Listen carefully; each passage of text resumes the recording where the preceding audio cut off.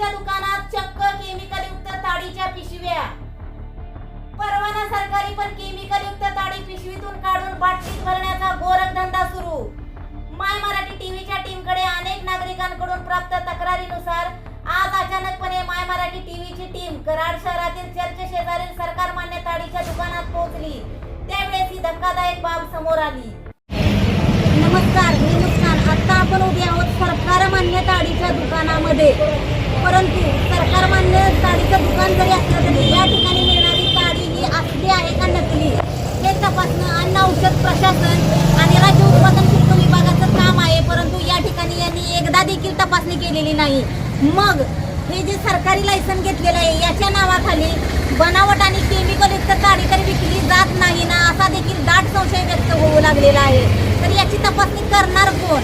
लायसनच्या नावाखाली बनावट आणि केमिकल युक्त ताडी विकली जाते का हे पाहणार कोण?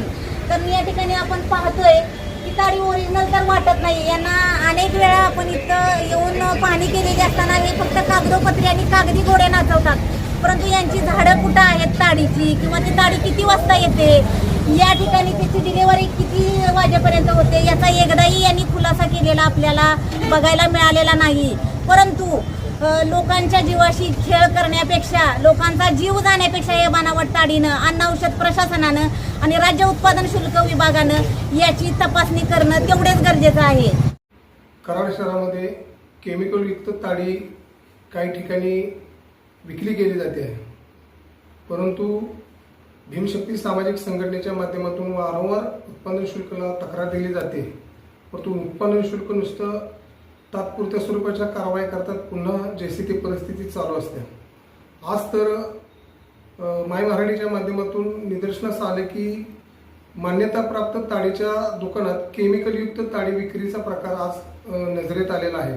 त्या अनुषंगाने मी SP साहेबांना फोन केला, परंतु SP साहेब सुद्धा फोन उचलत नाहीत। इथले निरीक्षक सुद्धा, अधीक्षक सुद्धा फोन उचलत नाहीत।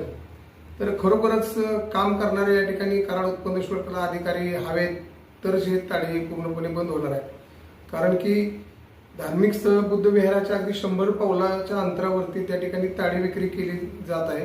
तर या ठिकाणी उत्पादन शुल्काचं पूर्णपणे कानाडोळा आहे या ठिकाणी दिसून येते। त्यामुळे भीमशक्तीच्या माध्यमातून जे जबाबदार अधिकारी आहेत त्यांना बडतर्फ करण्याची लवकरात लवकर मी मागणी करणार आहे।